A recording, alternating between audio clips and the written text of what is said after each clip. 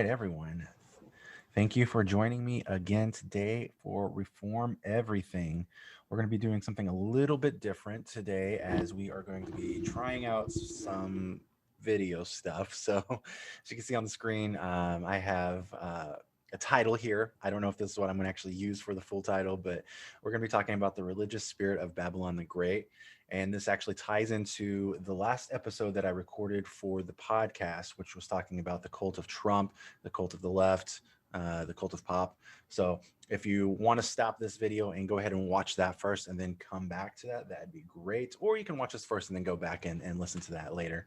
They tie in together. So yeah, that's what we're going to be doing. So I was planning on being on camera, but my integrated webcam on my computer is not the best. So I'm going to wait until I buy a better webcam before I start putting my face out there. But I do plan on making videos like this going forward. Right now, I'm just using a PowerPoint and Zoom, but in the future, I plan on hopefully having better software. So if this isn't exactly the best right now, just rest assured that it will get better as we go on. All right, so yeah, introduction. So Reform Everything, this is the podcast and now video that aims to carry on the tradition of the Reformation by exposing the corruption in our lives, our churches, and our society, reforming each of these in accordance with the scriptures for the glory of Jesus Christ alone. So I had to write that out because it's a really long tagline. What they don't tell you whenever you create things like this is that you need to have a good tagline that's like very short and succinct and like easy to remember, because I have to write this out every time that I say it because I always forget because there's so many words there. But this is what we're doing. This best describes what this podcast, what this video series, what these videos they're all about. We're all about exposing the corruption in our lives, in our churches, and society around us. So everything we've talked about so far, like false religious teachers, people in power who abuse their power, even dealing with mental issues with ourselves, like these are all part of the corruption that is part of our world. And so we are going to look at how we reform each of these. And so, like I said, this episode is going to be looking at one aspect of that, and that's kind of the more of a religious aspect, but it's also more of a social one too. And it is, like I said, a follow-up to the previous episode. So go ahead and check that out. All right, so let's look at first a couple of definitions here. All right, so cult. Cult is a system of religious veneration and devotion directed toward a particular figure or object. So it's usually a relatively small group of people who have very devout religious beliefs or practices that are regarded as strange or sinister. So think about those people who, they live on the farms and they are really, really out there, right? Like those are like the cult type of people, like the David Koresh's and all, Branch Davidians and all that. Religion, on the other hand, is, and this, there is no one definition for religion. So I just picked the one that I thought was best. But religion is a system of activities and beliefs directed toward that which is perceived to be of sacred value and transforming power. So in many cases, cults are derived out of established religious traditions. So we're going to look at an example of that, okay? So we can look at the cult of Santa Muerte, okay? So this comes from a syncretism, basically a mixture of Roman Catholicism and native belief. So you have the Nahua, or also known as the Aztecas.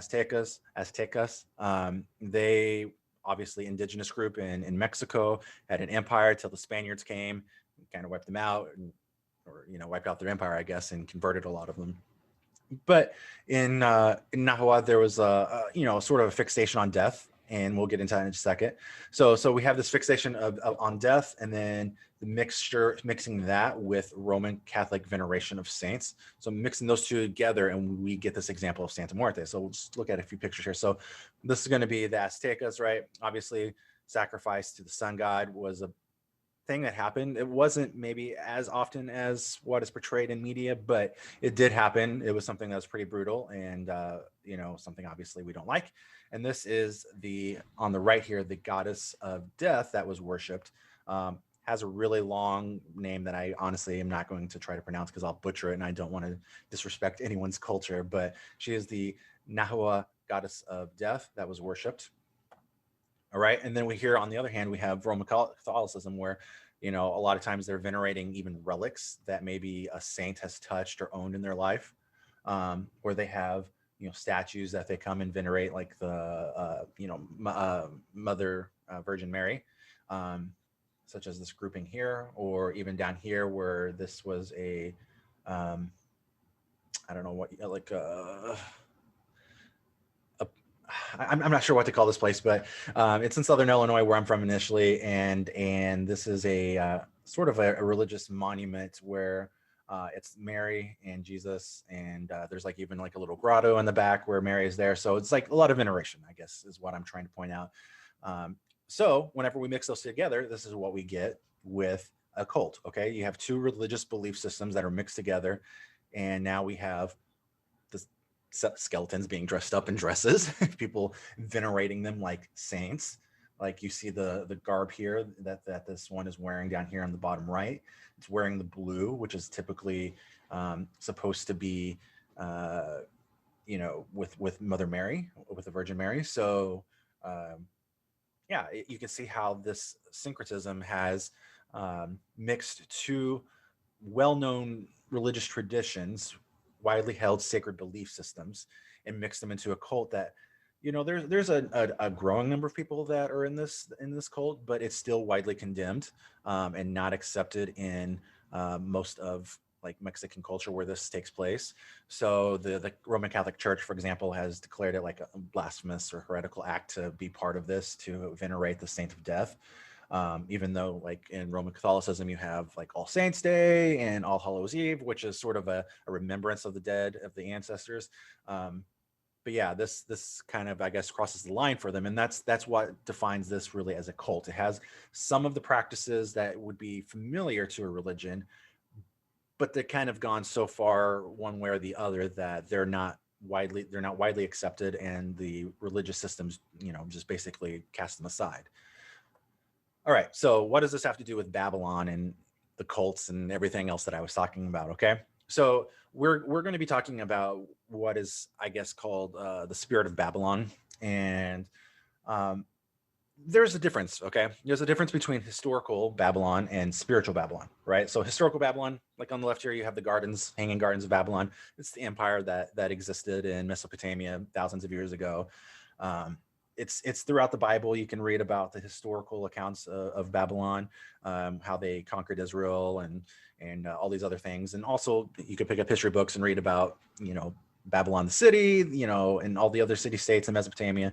So we're not going to be talking about the historical record of Babylon. We're talking about a spiritual Babylon. So spiritual Babylon is more like what we see here on the right.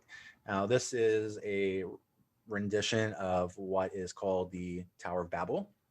And so we're going to get into that in a second. But when I talk about spiritual Babylon, I feel like this is a rebellious state religion that's existed from like the beginning of time to now, at least among humankind.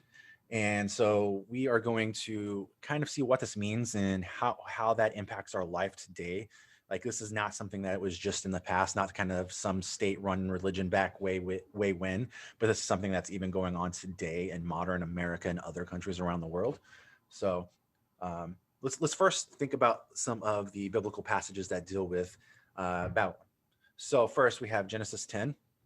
And this is kind of the biblical roots of Babylon. So it says that Cush fathered Nimrod, and he was the first on earth to be a mighty man.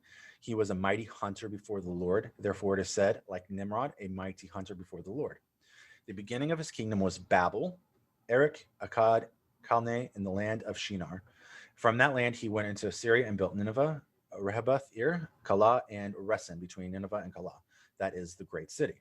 So here we're just seeing that, according to the Bible, that Babel was a city that was in the kingdom of Nimrod, who was a descendant of, I guess, Noah. At this point is when we're at. So Noah had his sons, and then one of the sons had Cush, and Cush fathered Nimrod, and so therefore we can see that Babylon is traced back to Nimrod and ultimately to Noah. This just is kind of giving how the Bible sees it, right? Where it began. Now, of course, there's going to be a historical record that's going to argue a little bit against that and saying that Babylon was created differently, and that's fine. We're not going to argue against those kind of things today. That's for an apologetics sort of podcast, and I'm not going to do that today. But we're just looking at the spiritual Babylon, and so we get our roots here in Nimrod, who was a mighty hunter, which I think is interesting. All right.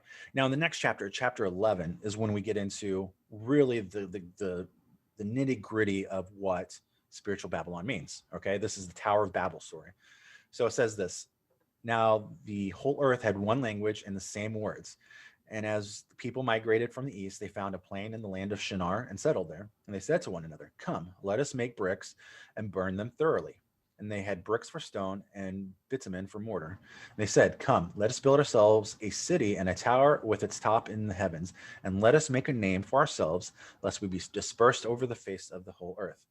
And the Lord came down to see the city and the tower which the children of man had built. And the Lord said, "Behold, they are one people, and they all have one language, and this is only the beginning of what they will do, and nothing that they propose to do will now be impossible for them." So this is important. I want you to think about this last part as we go through this, because this will be a theme that we see towards the end whenever I'm talking about characteristics of Babylon, right? One people having the power to basically do whatever they want. And why are they doing it? They want to make a name for themselves. There's a sort of pride that goes into this, and they're doing it to kind of show who they are to God. So this is sort of like a mini rebellion against God, saying, "Look how great man is." And then God goes through and sees this, like, "Nah, we're going to stop this." And he confuses everyone, and that's why it's called Babel, because Babel means confusion. So yeah.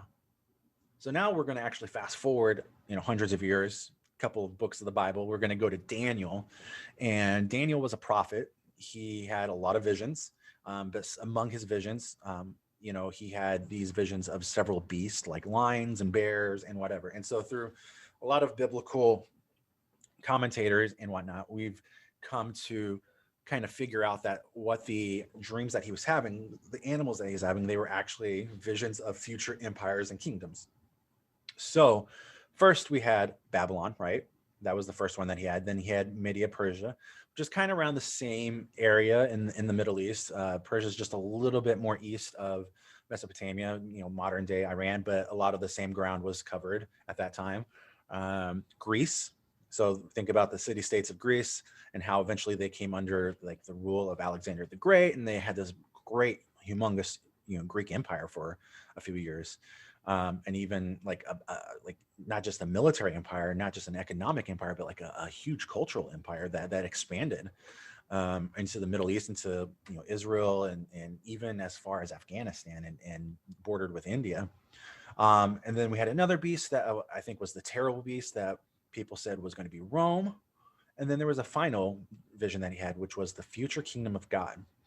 So we have four of these first four, kind of the same spirit as Babylon, right? They're going to be these rebellious nations that don't honor God, that actually bring trouble to God's people. And we also have this vision of a time whenever those kingdoms will not exist. And instead we have the kingdom of God here on earth, and they're at battle with each other. So this is going to be like a constant war between the kingdoms of the world and the kingdom of God. So let's go talk about Rome, because Rome is going to be the big thing that we have, and how we can see some of the talk of Babylon meaning to expand beyond just historical Babylon, right? So in the New Testament, Rome was a few times alluded to as Babylon, as there was quite a bit of similarities. They had the same spirit about them. So Peter, in writing one of his last letters, he was writing to followers of Jesus, and he said in his closings, "She who is at Babylon, who is likewise chosen, sends you greetings, and so does Mark, my son." So obviously he was not in the city of Babylon at the time. He was in or near Rome. So obviously this is a code for Rome, right? The Jewish readers would have known what this meant. Anyone that was reading scripture would have known what Babylon meant at this time. This is the power that opposes God and God's people. And at this time, it was Rome. It just happened to be Rome. So again, he was in Rome, and later he was killed there. So you have Peter down here holding the keys, and kind of looks angry. Like, I don't know why he was angry, but they made him angry. And then, of course, he was crucified upside down, according to legend, because he did not feel worthy to be crucified in the same manner as Christ. All right. So then that takes us all the way to the last book of the Bible, where we have this. I mean, there are actually several passages that kind of allude to this mystery Babylon, right? But I'm going to look mainly at Revelation 17. And so I'm going to actually just read the whole chapter, and it's a lot, but as I go through, notice the words that I've highlighted and everything like that, because we're going to get into that in just a minute. So beginning verse 1, it says this. Then one of the 7 angels who had 7 bowls came and said to me, "Come, I will show you the judgments of the great prostitute who is seated on many waters, with whom the kings of the earth have committed sexual immorality, and with wine of whose sexual immorality the dwellers on earth have become drunk." And he carried me away in the spirit into a wilderness. And I saw a woman sitting on a scarlet beast that was full of blasphemous names and had 7 heads, 10 horns. The woman was arrayed in purple and scarlet, adorned with gold and jewels and pearls, holding in her hand a golden cup, full of abominations and the impurities of her sexual immorality. On her forehead was written a name of mystery, Babylon the Great, mother of prostitutes and of earth's abominations. And I saw the woman drunk with the blood of saints, the blood of the martyrs of Jesus. Okay, so we're at, I guess, verse 7 here. When I saw her, I marveled greatly. But the angel said to me, "Why do you marvel? I will tell you the mystery of the woman and of the beast with the 7 heads and 10 horns that carries her. The beast that you saw was and is not, and is about to rise from the bottomless pit and go to destruction. And the dwellers on the earth, whose names have not been written in the book of the life from the foundation of the world, will marvel to see the beast, because it was and is not and is to come. This calls for a mind with wisdom. The 7 heads are 7 mountains on which the woman is seated. There are also 7 kings, 5 of whom have fallen. One is, the other has not come, and when he does, he must remain only for a little while. As for the beast that was and is not, it is an 8th, but it belongs to the 7, and it goes to destruction. And the 10 horns that you saw are 10 kings who have not received royal power, but they are to receive authority as kings for an hour together with the beast. They are of one mind, and they hand over their power and authority to the beast. They will make war on the Lamb, and the Lamb will conquer them, for he is the Lord of lords and King of kings, and those with him are called and chosen and faithful. Okay, and finally, last part of it here, verse 15. And the angel said to me, "The waters that you saw where the prostitute is seated are the people and multitudes and nations and languages. The 10 horns that you saw, they and the beast will hate the prostitute. They will make her desolate and naked and devour her flesh and burn her up with fire. For God has put it into their hearts to carry out his purpose by being of one mind and handing over their royal power to the beast until the words of God are fulfilled. And the woman that you saw is the great city that has dominion over kings of the earth." Wow, that's a lot to go through. So one thing I want to make clear first, before we even get into the explanation of all this, is that when it talks about the Whore of Babylon, despite what memes you may have seen on Facebook or other places, the Whore of Babylon is not Kamala Harris. So I saw the meme like that going around like last week where she was wearing purple, and it pointed out this verse that the Whore of Babylon was, dressed in purple or whatever. That's not her. Like, just get that out of your mind. It's not her. All right. So several things to note. First off is that there's going to be more or less 3 interpretations, generally speaking, of Revelation and other prophecies regarding the end times, right? So you have those who are of the past or the preterist view, and this can also be partial preterism, basically meaning that a lot of the things or all of the things that are recorded in these prophecies have already happened. So that's one view. There's another view that's the more futurist view, which I think is more common amongst people, that these are things that are going to happen in the future. There's also the view that I kind of hold to, which is sort of that it's a mixture of the two. There's some things that have happened in the past. There are some things that are going to happen in the future. A lot of what's written is like always going on. So it's just something that we need to be mindful of, that this is going to be something that happens regardless of what time period we're in, whether Jesus is coming back tomorrow or 10,000 years from now. These are going to be things that we see happening continuously, right? And so regardless of this view, you can still read this passage about quote unquote Babylon as being Rome, right? So there was the obvious Christian persecution, which was going on at Rome at the time. The city on 7 hills, like that's quite clearly where Rome is. Like, it's famously surrounded by 7 hills, and dominion. It was a city that had dominion over all the kings of the known earth. That was Rome. So at least in some part, John, when he was writing this, was speaking about a Rome that was existing at that time. It had this spirit of Babylon over it. So I'm just trying to build this case here that is showing that whenever it mentions Babylon in the Bible and it's not in a historical context, it's in the spiritual context, it is not just a Babylon that once existed a long time ago. It is a Babylon, a spirit of Babylon that continues to exist even into this day. It existed back when the Jews were in Israel. It existed whenever the Christians were being persecuted.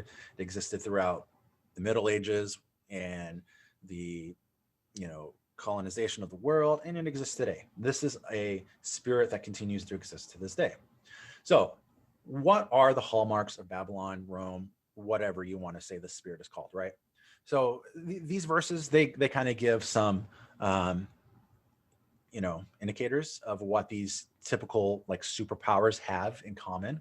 So the first is that it's seated on many waters, and so like just a plain reading of it without going into the interpretation of what the waters meant, I thought, I was like, hey, well, most major cities, including like capitals, they're located near a body of water. Like humans have to be near water. And so to have a great city, to have like a city that's worth anything, you need to have a body of water that sustains the city. And it's not only just for the drinking needs and the farming needs, like, which is very important, but it's also like for naval needs, like military needs. You can easily ship your troops to where they need to go without, walking them and making them, get tired or whatever. You can ship them on boats, which is a lot easier, a lot faster.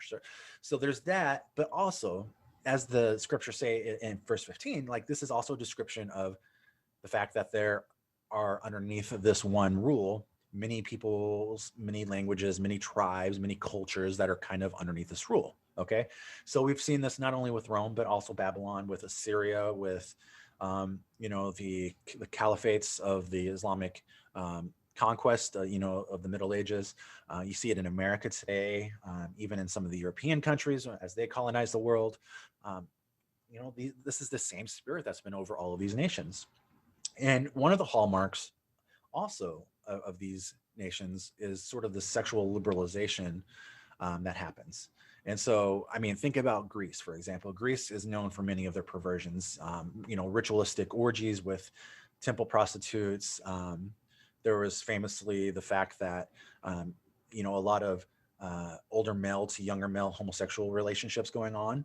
And this was seen as a normal thing. Like the older male would have sexual relationships with a person that was maybe in his teenage years that he was quote unquote training to, maybe do a trade or something like that. And that was a hallmark of Greece. And we even look at our own culture today where things are just constantly, like you just look at products that are constantly sexualized for no reason, like hamburgers or, I was looking at an example for this, and I'll show some pictures in a few minutes of some of these hallmarks, but I was looking for pictures of this, and one of them came up with a news story about how this clothing store, maybe American Apparel, was getting some flack because they were advertising clothing with like teenage girls like scantily dressed, and that's like, whoa, okay. So sexual immorality, it's a big thing. Like you have people in all kinds of perversions doing what God hates. Like this sexual immorality is mentioned quite a bit in both Old and New Testament, something that God really hates, and this is something that is seen. Obviously, there's going to be a degree of power in which these these nations have. In this case, this one had power over all the world. All the kings of the world kind of submitted their authority to this power of this Babylon. They have obviously riches. So empires that are indulging in like taking over other countries, they like basically taking all the natural riches from the earth. They're taking all of the cultural heritage riches of nations and using it as their own. Whenever you think about Rome, right? Whenever Jerusalem was sacked, they took the giant menorah that was in the temple to bring it back to Rome. So Titus did that whenever they sacked Jerusalem. So this one right here, one mind.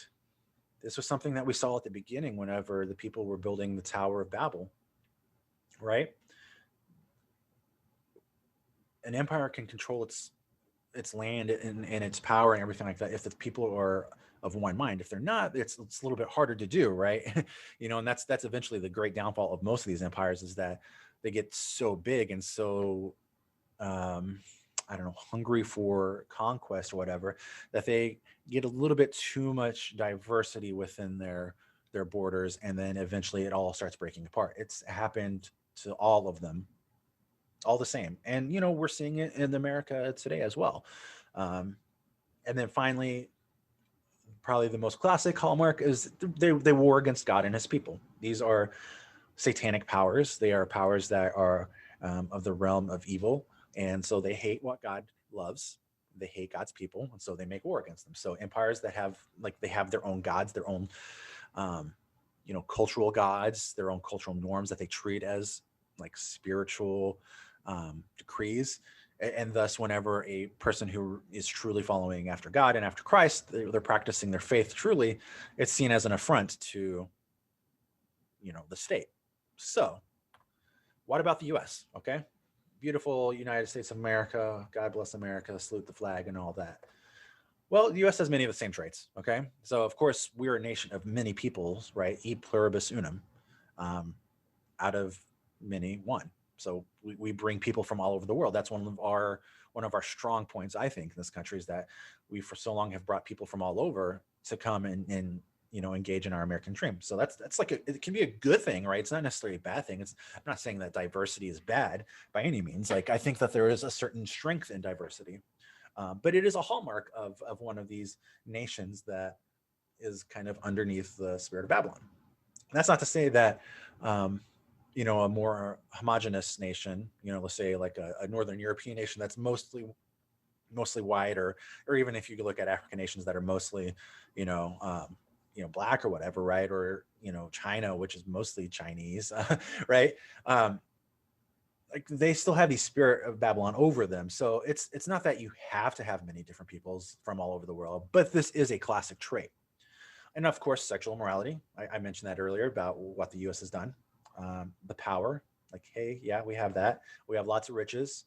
And though right now we've kind of been divided, I think the ability to be one-minded is present in this country. If you think about, like, people have talked about like the September 12th mindset, right? On September 10th, hey, we were all doing our own things, not really caring about what was going on. September 11th shook our world, and September 12th, we all came together, waving flags, caring for our neighbors, loving each other, being of one mind. We certainly have that ability through those kind of means, through like tragedy. And we also have the ability because the fact that the government is really present in all of our lives, and if they wanted to, they could re-educate us or use the education system to kind of brainwash our children or other people's children. They can shut things down.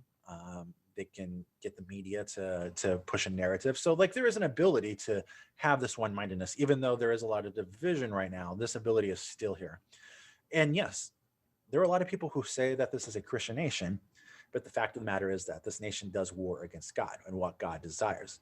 From even the very beginning, right? Whenever we think about slavery, how slavers went over to Africa, kidnapped people, and brought them against their will here. That is against biblical commands, even in the Old Testament, where some form of slavery is allowed, right?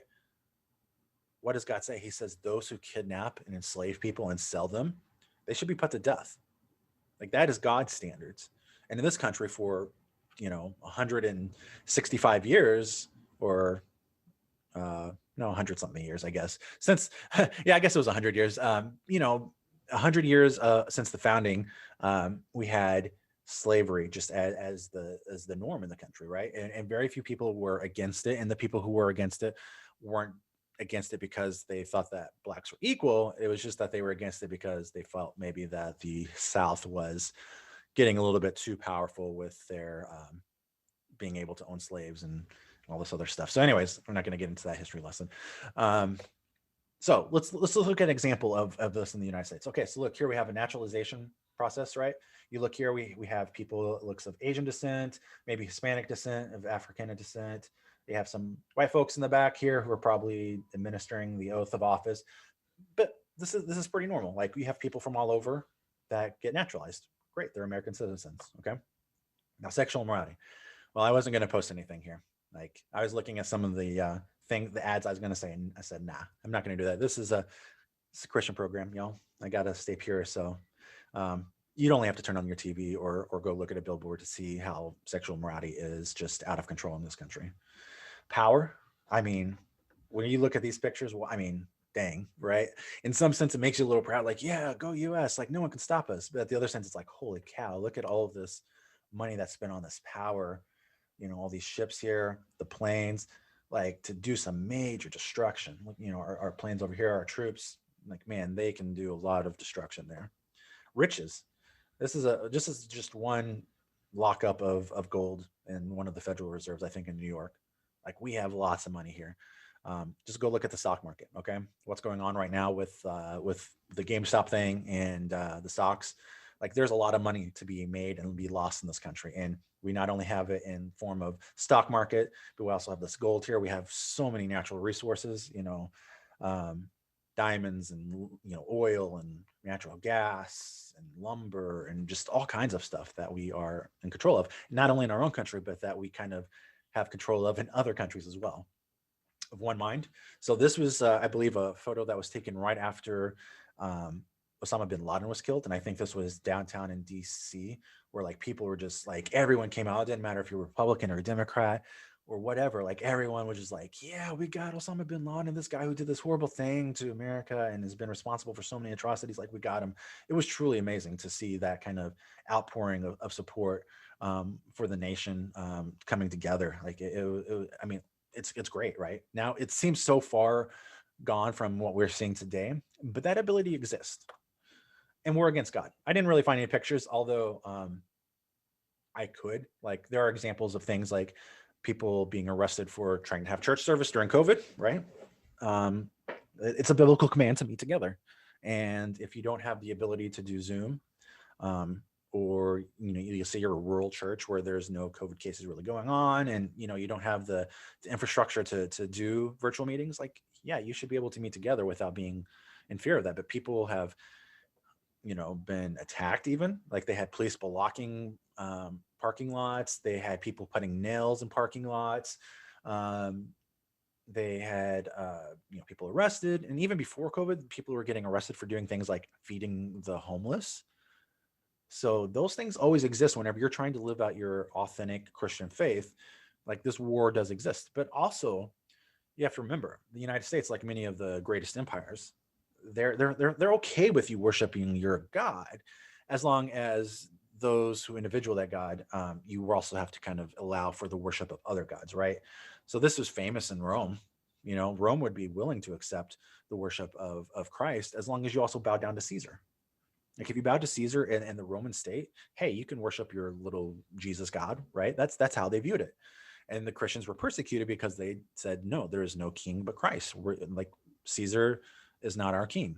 Jesus Christ is. And that's why they were oftentimes persecuted and isolated. And in these modern days, you can speak biblical truths about sexuality or morality or truth or whatever. And that can result in job loss, social isolation, mockery. And these are things that, Jesus said would happen. Um, Thankfully, we haven't got to the point where there's much physical violence in this country against Christians, although it does happen where occasionally a church is shot up, or people are kind of beat up if they're like a street preacher or something like that, and maybe some Antifa or whoever come around and start throwing punches and stuff. So that does happen occasionally. It's not like it is in other parts of the world where Christians are rounded up out of their houses and taken out and shot in a field somewhere, right? Like, that's not happening here yet. I don't think it will happen here, but you never know. So it's a reminder that we're not of this world. We're only really just living in it temporarily. Like, one day we'll be gone. This world will be gone. Jesus will live on, and we'll be with him. And so we also must realize that the predominant religion of the United States is really the worship of the state first and foremost, and then of self, and then kind of like pop culture, the zeitgeist, whatever you want to call it. So the hallmarks of a religion, right? You have sacred text, you have sacred images and symbols, sacred locations or temples. You have sort of holy people, or like your prophets, your priests. And you have this sense of orthodoxy, right? These are the right beliefs. And if there are wrong beliefs, you have to stamp out those heresies. Okay, so let's think about the United States, right? We have a sacred text. It's called the Constitution. We, the people, right?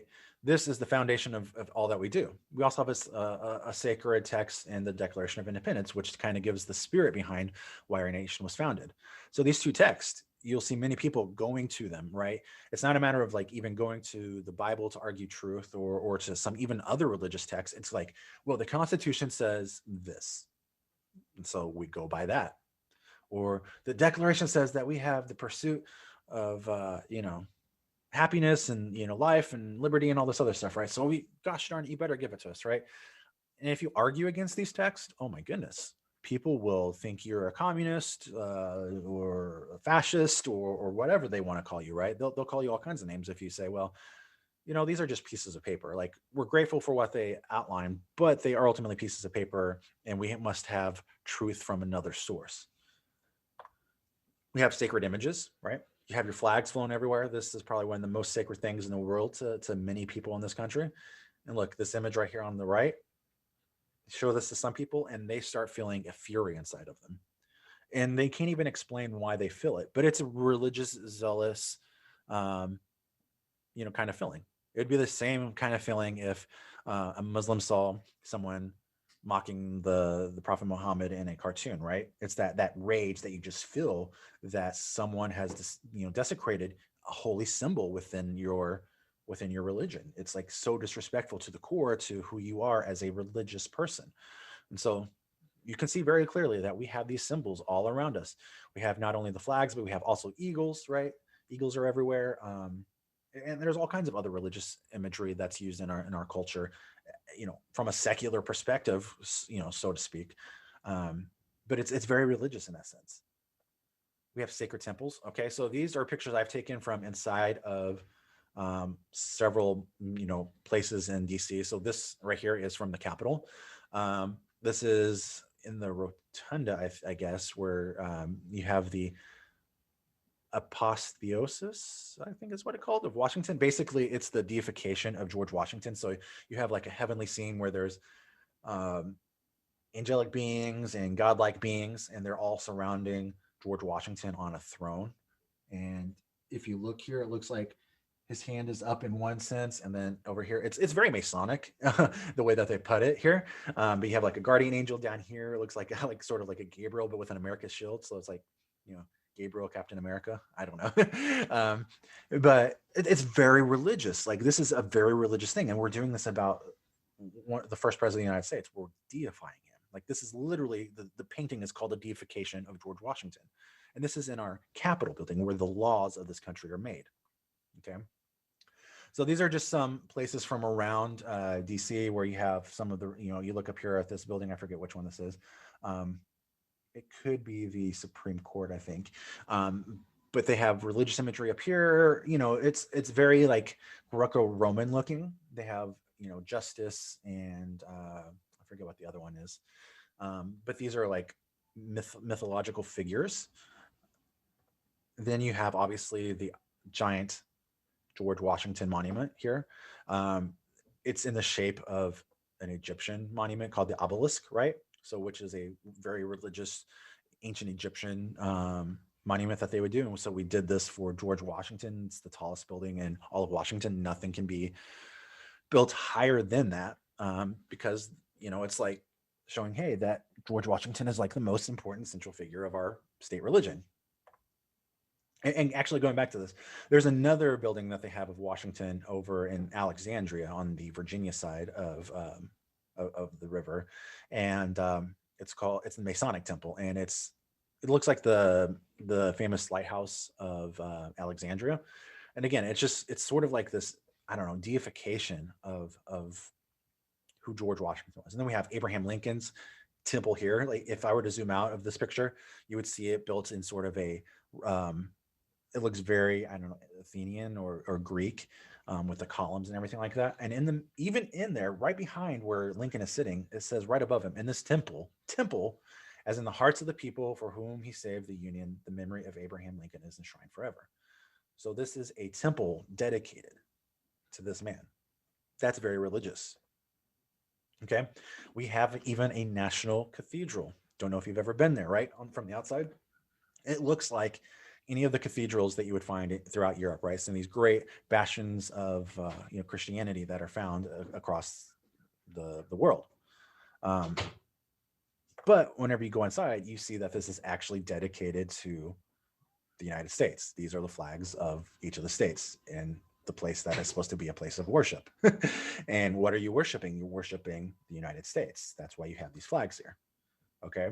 You even have some of this religious imagery here, which is supposed to be showing like, Jesus and like the Holy Spirit and stuff like that. But then if you look closely down here on the right hand side of this one, on the left hand side, I guess, of the right hand picture, you see Washington. Okay. You see some things here that are, it kind of looks like a Greek thing there. But then over here on the left hand side, you have these pictures of, I don't know, someone maybe trying to be Jesus like with his hands out, but this is like a Civil War thing.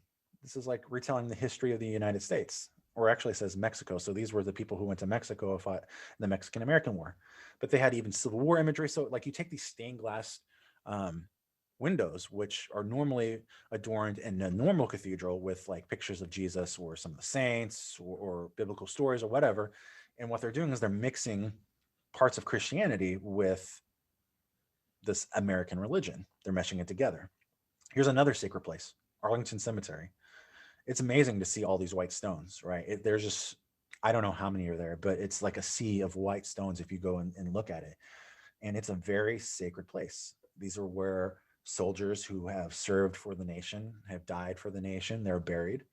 And if you go to where the Tomb of the Unknown Soldier is, where they do um, the kind of 24/7 watch around the clock, and they do all the marching and stuff there. If you kind of get out of line or speak too loud or your cell phone goes off, I mean, the guards, they will call you out and ask you to remove yourself because it's a sacred site for these people. It's a sacred part of our nation, right? Here we go, back to the Capitol. Very sacred part of our nation. You don't believe me? Look, what happened on January 6th, right? What I noticed as I was reading through some of the articles was that there were many people who were calling the Capitol a sacred place. It was a sacred place of democracy. It was the most sacred space in America. And this was an assault against the American religion. That's what it was, right? That's how they saw it. That's why now they're going to put up a permanent fence around it because they want to protect their religious building. They want to protect the temple from, zealots, from the cultists who have attacked it. We have sacred people, these prophets, right? These are in museums in DC. Sorry for the blurry pictures. My camera at the time was not a very good camera, but we have Washington over here, George Washington, right? He's sitting like he is Zeus. Again, deified picture of who George Washington is. He's Zeus, Greek god. Over on the right, you have him portrayed as a Roman general, sort of like a Caesar would be portrayed, right? George Washington, Caesar. Are you seeing the themes here, right? Are you getting that the United States is really no more different than Babylon from Greece, from Persia, from Rome, from whomever, right? The United States has all of these hallmarks. Again, Abraham Lincoln, boom. You deface one of these things, like this woman threw green paint on it years ago, right? And there was such an outcry about it. Of course, like, yeah, it's paid by the taxpayers to upkeep and everything like that. So please don't damage it because we don't want our money being spent like that. But some people were like zealots about it, like, oh my God, they should, execute her or whatever. Like it's crazy how people are like that. So you have also the monument to Thomas Jefferson over here. It's also very Greek-like or Roman-like, temple. Um, Very religious imagery or words that are spoken in here. You have even Roosevelt. Now, in most cases, you would look at Roosevelt, right? And yeah, he was president during the Depression and World War II. And so there's some sense of like, oh, he did a lot for this nation. A lot of people support him. But also, when you see some of the evil that he did towards like the Japanese and not allowing Jews to come in and all these other things, right? Um, Very evil.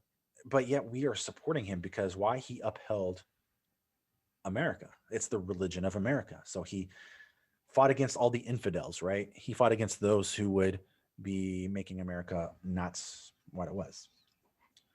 We also have this sense of orthodoxy, um, which is like, hey, you try to challenge the prevailing ideals or the text or the symbols, the temples of the religion, and you're going to face considerable backlash or even violence, right? You want to sit there and burn a flag, there are people who say that they will stomp you. They'll beat you up and everything. You want to fight against the Constitution, people will fight you to the death. You'll go to jail. All these kind of things. You attack the temple of the people, the Congress, and people just lose it. They lose it. They're irrational about it. And this is all a hallmark of religion. People get really irrational about religion. You mess with their symbols, their sacredness, and they will go off on you. They will crusade against you. They will jihad against you. They will do whatever it takes to get you to stop. And it's even worse if you're, I think, a heretic. And so today we have to look at the fact that this American religion, even though it's still really strong, it has splintered quite a bit. So instead of the mystery religion of Babylon, Rome, America, we have also these cults that have sprung up from this religion. So it's not just this America that's being worshipped, but it's several different ideas of America based on these what these cults view as their preference. So instead of pure worship of the state itself, we have the ideal state. So some of these people are the right wingers, the QAnonists, the Trumpists, right? That cult. You have the left, who wants a communist or socialist state. You have the pop, who is just the radical centrist, who really don't have a stance one way or the other. They just want everyone to be happy, right? They're all similar. They're all similar to the base religion. They all have aspects of it. So you'll see Trumpists, they'll be flying flags, they'll love their constitution and all this kind of stuff.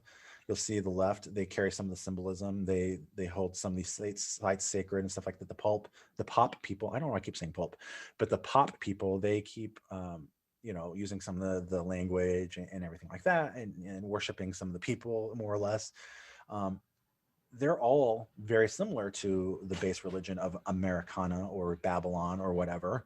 But they're specifically focusing on some of these other aspects that they view as more worthy of their worship. So what's next? Well, we know that we are in like a constant, a continuous cycle of empires that rise and fall, right? The U.S. has been around for 240 years or so. I'm just off the top of my head. Um, it's not going to be around forever, and the power that we've had we've had for like 100 years. Um, but that's not going to last forever. And we see it waning. We see it falling. Rome fell after so many years. The British Empire fell after so many years. Um, so of course, the United States will at some point fall. Maybe not from an outside force. Maybe it will be from internal disagreements, and they'll split into several different nations. But hey, it's been this way since nations have been first formed, right? Since cities were first built and they started getting power over other cities and tribes. This will continue all the way until Christ returns and he establishes his ultimate kingdom forever. And so we should see ourselves, as Peter mentioned in his letter, we're exiles. We're not necessarily, like, even though we're American citizens, or wherever you're listening to this from, you're citizens of that country. Yeah, you're in that country, you're of it, or you're not of it, excuse me, but you're in it. You're not of it. You're of another kingdom. You're of a kingdom which wars against these nations, right? We see that Babylon the Great falls in Revelations 17 and 18. So we know that the nations will rage against us and against each other and against themselves. And so we should not marvel at their power whenever they have it. We should not be distressed whenever they lose the power and everything goes awry, because we have a greater hope than what is built up in these nations. Like, I am confident more in the cause of Christ and his cross and his resurrection than I am in the military power of the United States, right? That's just the way it is. And this will be a radical departure to many of your countrymen. But that's the way that you're called to live. We're called to live as exiles. We're called to live as kingdom ambassadors. Ambassadors don't live in their own country. They live in other countries trying to get people to know more about their country, their king. And so that's who we are. We're trying to speak to the people that are of this American religion, or even these splinter cult groups. And we're trying to get them to see who Jesus is. And so as we see things continue to go up and down in this country and around the world, don't get distressed. Trust in Jesus, trust in his kingdom. It's eternal. It will happen forever and ever and ever, even as the ashes of our nation, burn. So I just wanted to give you this little quick update about the religion of Babylon. And some people will say, well, the whore of Babylon is going to be the Roman Catholic Church or this or that or whatever. And I don't think so. I think if you have a pure biblical view of seeing like the Bible from the beginning to end, you'll see that it's talking about not a specific person or a specific country, but it's this sort of spirit that indwells in these nations as they gain power and they turn against God and they strive for things that God hates. So I hope this was content that was helpful to you, and we will talk to you next time.